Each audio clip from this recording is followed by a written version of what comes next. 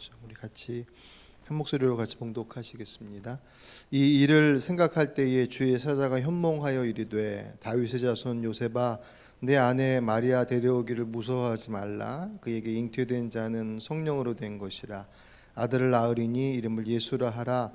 이는 그가 자기 백성을 그들의 죄에서 구원할 자이심이라 하니라. 이 모든 일이 된 것은 주께서 선지자로 하신 말씀을 이루려 하심이니 이르시되 보라 처녀가 잉태하여 아들을 낳을 것이요 그의 이름은 임마누엘이라 하리라 하셨으니 이를 번역한즉 하나님이 우리와 함께 계시다 함이라. 요셉이 잠에서 깨어 일어나 주의 사자의 분부대로 행하여 그의 아내를 데려왔으나 아들을 낳기까지 동침하지 아니하더니 나음의 이름을 예수라 하니라. 아멘. 사람들의 마음이 그렇듯 요셉도 마리아와 단란한 가정을 꿈꿨겠죠. 그의 직업이 목수였다고 성경은 기록을 하고 있습니다. 목수 일을 하면서 또 형편이 되면 목공소라도 작은 공소라도 세워서 아이들과 함께 평범한 그런 다른 가정들처럼, 그러니까 우리가 보게 되는 요셉과 마리아, 예수님께서 낳으신 가정이라고 하는 그 어찌 보면 그 사명의 크기가 워낙 크기에 그의 가정을 정말 특별하게 보지만 사실은 그들의 가정은 그냥 지극히 평범한 한 가정이거든요. 아마 그들 안에 가지고 있는 그들 가정을 향한, 가정을 통해서 아이들을 바라보는 시선도 다 그냥 그 시대를 살았던 평범한 유대인들의 모습과 다르지 않았을 거예요. 그런 그가 마리아와 약혼을 이루었으니까 이제 그 꿈에 한 발짝 더 다가선 것이죠. 1년만 기다리면 이제 좀 더 구체적으로 그 꿈을 이룰 것이다라고 하는 요셉 나름의 그 자신의 가정, 자신의 인생을 향한 꿈과 계획이 있었겠지만 그렇게 마음대로 되지 않는 게 또 인생의 모습 아니겠습니까? 마리아와 단란한 가정을 꿈꾸던 요셉은 하루아침에 마리아와 이혼을 준비해야 되는 상황으로 그 상황이 급 반전되어져 버렸어요. 우리 어제 말씀 살펴봤듯이 마리아를 통해서 임신 소식을 전해 듣고 나서 돌아와서 요셉이 얼마나 사실 고뇌했겠습니까? 저 어떻게 해야 될까? 우리가 조금 그 입장이 돼서 조금만 생각해 본다면 정말 기가 막힐 일이고, 그걸 어떻게 처리해야 되고 어떻게 해야 될까? 정말 끓어오르는 배신감과 분노에 자신의 삶을 맡기고 싶을 것도 있고, 또 한편으로 그래서는 안 될 것, 그 마음이 성경이 그 결정을 내리기까지의 요셉의 이야기를 듣고, 마리아에게 이야기를 듣고 마리아와 관계를 이렇게 해야 되겠다라고 결정하기까지 기간이 어느 정도인지 성경은 사실 정확하게 얘기를 하고 있지 않아요. 그 기간이 길면 길수록 요셉 안에서는 정말 그 고뇌의 시간들이 더 깊었겠죠. 그럴 수밖에 없지 않겠습니까? 다행히 분노의 그 함정에 빠지지 않고 감정에 휘둘려서 파국으로 이끌어가는 결정을 내리지 않고 그것을 비껴나가서 고뇌 가운데, 깊은 고뇌 속에서 그 늪에 빠져들지 않고, 아마 거기에 빠져들었으면 소위 지금 말하면 우울증에 깊이 들어가겠죠. 도대체 이게 뭘까 싶은. 근데 그 고뇌 속에서도 그가 선택한 결정을 보면 하나님을 찾았던 모습, 성경은 그것에 대해서 구체적으로 그가 주님을 구했다라고 기록하고 있지 않지만 그의 결정의 내용을 볼 때 모두에게 상처를 입히는 파괴적인 선택을 하지 않고 말씀을 따른다라고 하는 그 어떤 율법을 따른다고 하는 그 명분 속에서 마리아를 투석형, 사람들이 의해서 돌에 맞아 죽게 하는 투석형의 그를 내주지 않고 그냥 조용하게 끊기로, 법적으로 이미 부부의 관계가 됐으니 그냥 조용하게 법적 정리만 하기로 그가 결정을 내렸습니다. 의로운 사람이었던 요셉의 결정이었어요. 어제도 말씀드린 것처럼 그가 의도하지는 않았지만 어찌 보면 율법의 본래의 정신에 맞는 선택을 한 것이죠. 근데 그마저도 사실은 요셉의 계획인 거예요. 요셉이 단란한 가정을 꿈꿨던 것도 요셉의 개인의 꿈이고 계획이었고, 그것이 어그러져서 이게 안 되나 보다라고 해서 이혼을 준비하고 있었던 그마저도 요셉의 계획이었습니다. 하나님이 그를 통해서 가지고 계신 계획은 따로 있었다. 잠언 9장 21절 사람의 마음에는 많은 계획이 있어도 오직 여호와의 뜻만이 완전히 서리라. 아멘. 잠언 9장 21절 말씀이에요. 여러분이 잘 아시는 모세의 인생도 다르지 않습니다. 서두에 말씀드렸던 것처럼 요셉은 지극히 평범한 가정, 그 가정에 예수님께서 나셨다라고 하는 거 정말 어마어마한 일이잖아요. 모세는 또 그의 인생과는 다른, 태어나자마자 죽을 고비를 넘기고 애굽의 왕자로 이렇게 살게 되잖아요. 거기서 40세가 될 때까지 최고의 환경 속에서 최고의 그런 것들만을 누리며 그가 살았습니다. 근데 그의 마음속에 이스라엘 민족에 대한 특별한 마음이 있었어요. 어떻게 그 마음을 가졌겠느냐? 여러분 그 출애굽기 장면 보시면 모세가 그렇게 태어나서 죽음의 위기 속에서 그 갈대 상자에 나일강에 던져졌다가 그 바로의 공주의 손에 이렇게 들려서 왕자가 되잖아요. 그때 그 모세의 누이가 쫓아 들어가서 자신의 모세의 친모를 유모로 이제 이렇게 저기를 해요. 추천을 해요.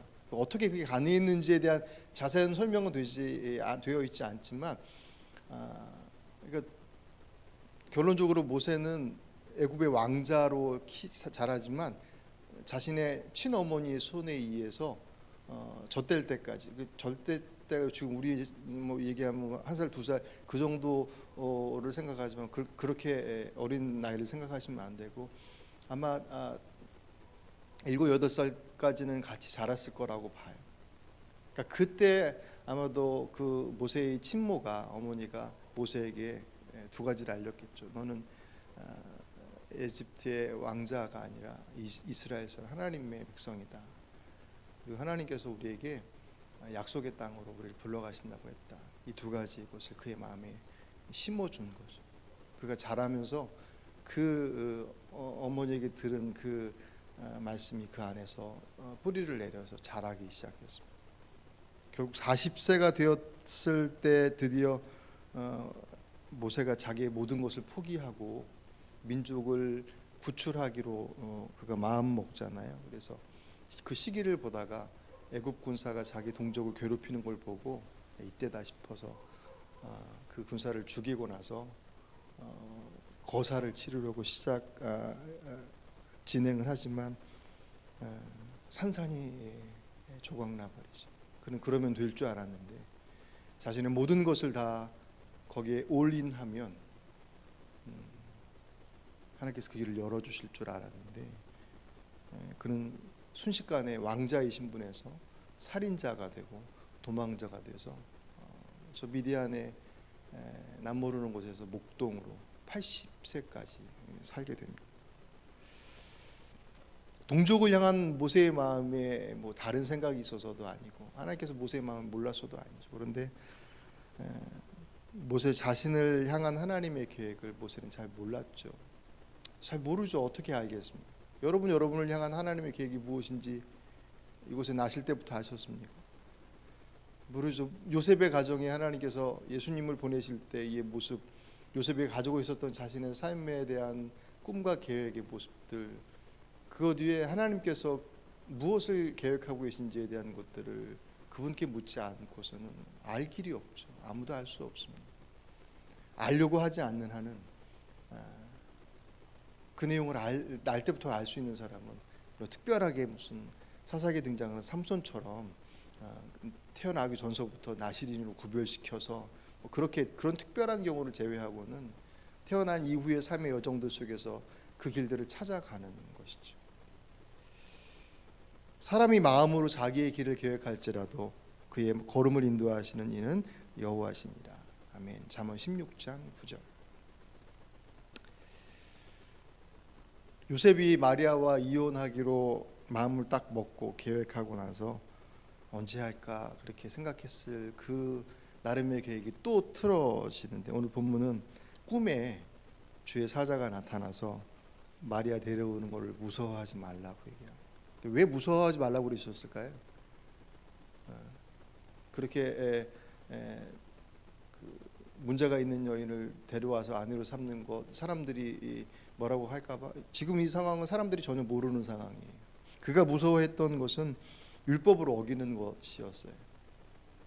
그러니까 요셉 스스로는 자기는 마리아를 용서했어요. 그랬으니까 조용히 끊으려고 얘기했죠. 하지만 율법에 따르면 그는 투석형에 사실 처해야 되는데 그렇게까지는 할 수 없고 그냥 조용하게 끊음으로 그 여인과 자신이 결혼하는 것을 포기를 하죠.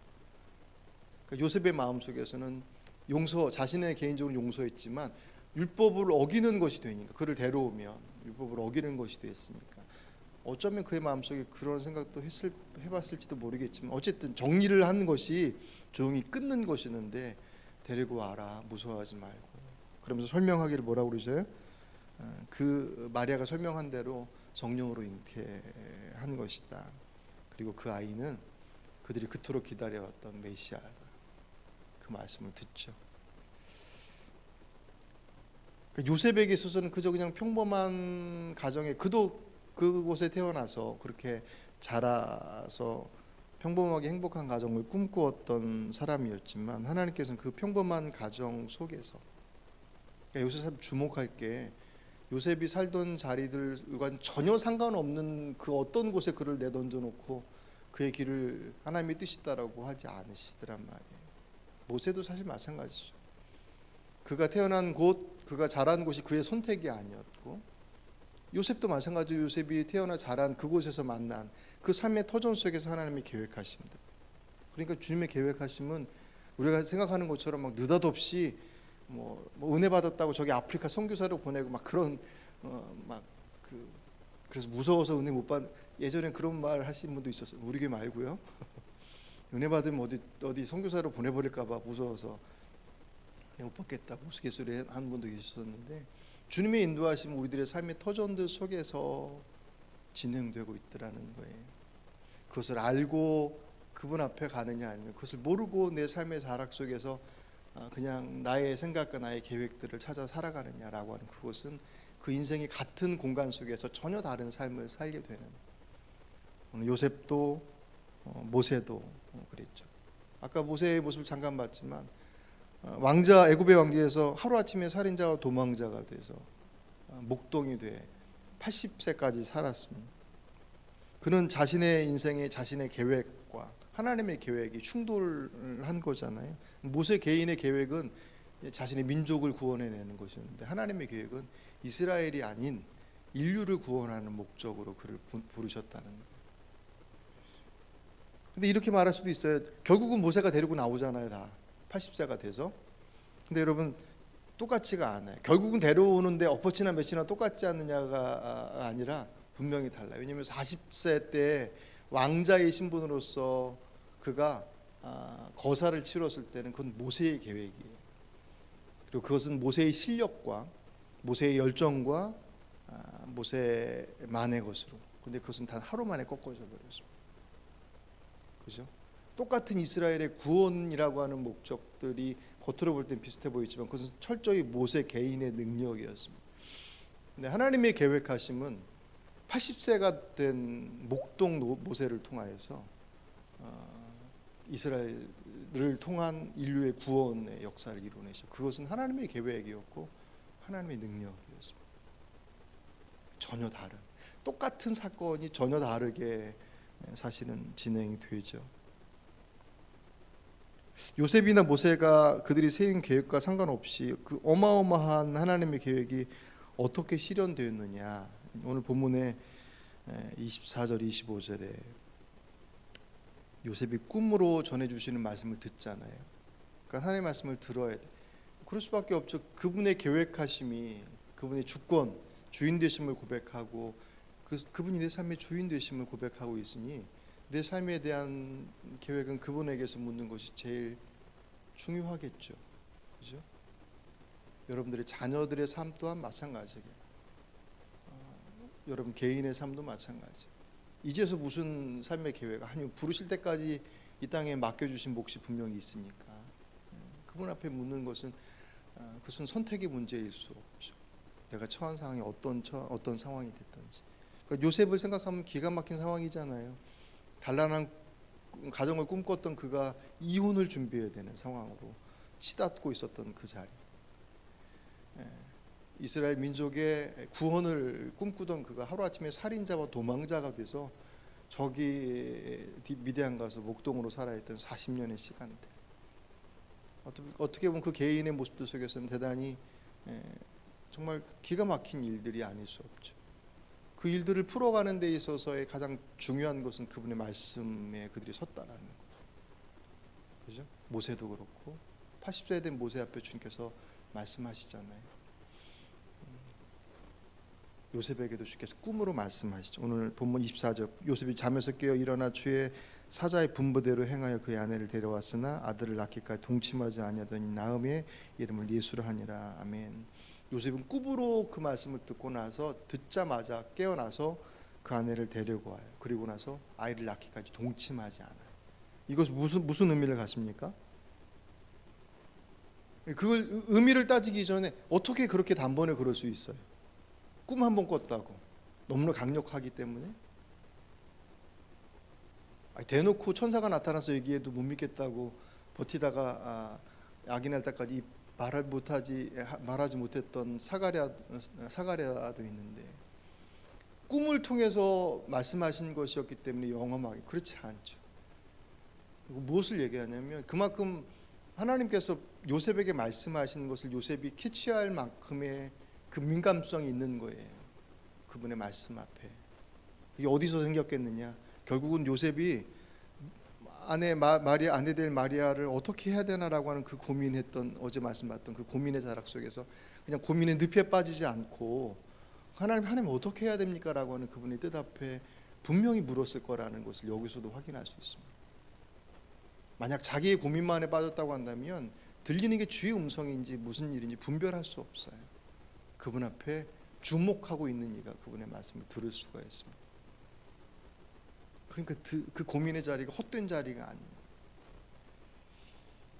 그만큼 소통이 가능했었고 그로 인해서 하나님의 뜻에 분별이 가능했었던, 이것을 정리해서 보면 결국 자신의 계획과 하나님의 계획은 비교할 수 없죠. 아까도 잠깐 설명드렸던 것처럼 그렇다고 해서 전혀 동떨어진 삶의 사락들을 우리에게 요구하시느냐? 그렇지 않아요. 내가 살아가고 있는 그 삶의 울타리의 안에서 그 일들을 이루어내시더라고요. 그것을 어떻게 확인할 수 있다고요? 그분으로부터 확인할 수 있는.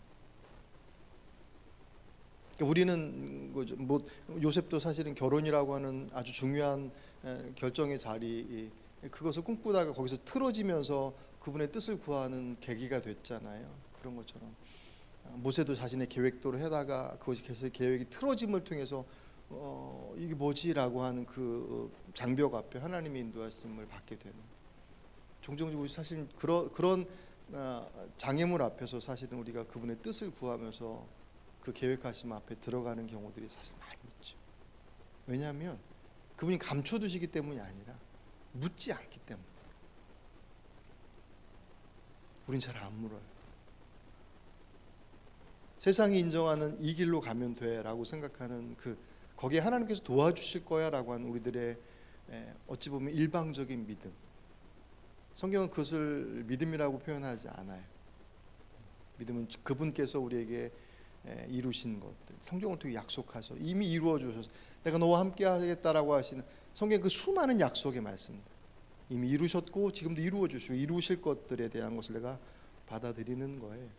내 삶의 가장 온전한 길로 인도하실 주님을 의지하며 그분 앞에 귀 기울이는. 그래서 말씀을 하나님부터 말씀으로 확인할 때 그러려면 들어야 되잖아요.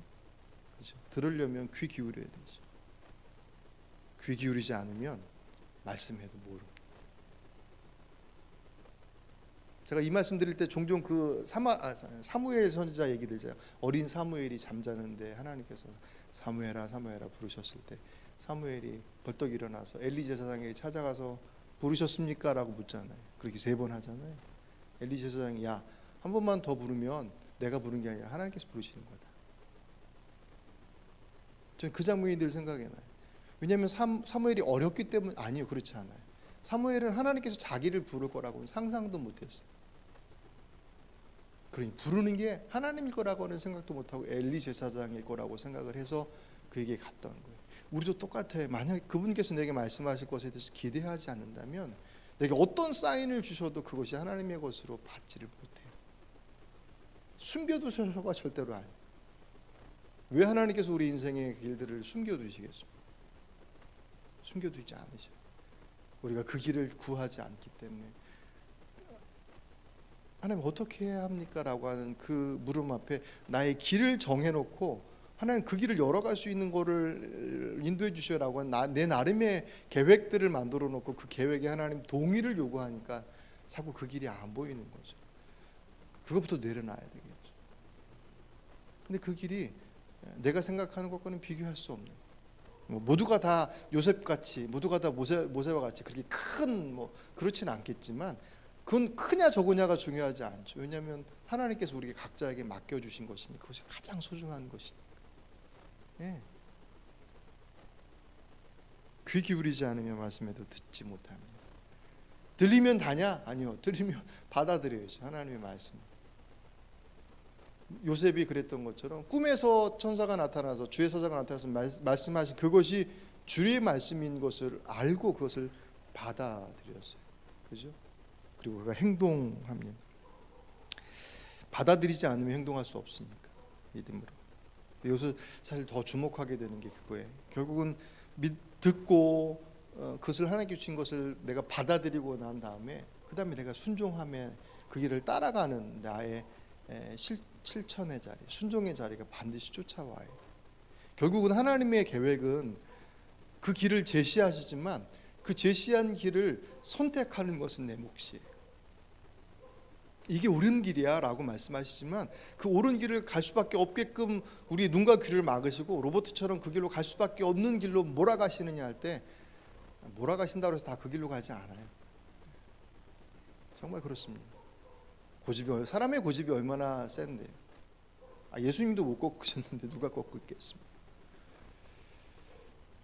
그분의 말씀 앞에. 그래서 우리들의 선택이 대단히 중요하죠.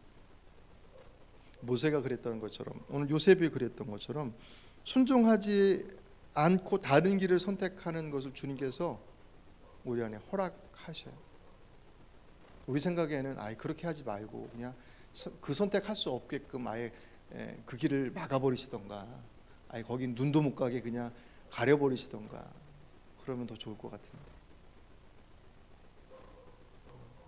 잘못된 선택을 할 때 갑자기 아파서 그 선택을 할 수 없게 되거나 그런 하나님의 강력한 무언가가 있어서 우리들의 그 선택의 길이 하나님의 길을 선택하기를 원하는 마음, 그 마음의 그 어떤 의도는 알죠. 하지만 하나님이 우리를 어떤 면에서는 존중하시고 우리에게 주신 자유의 가치입니다.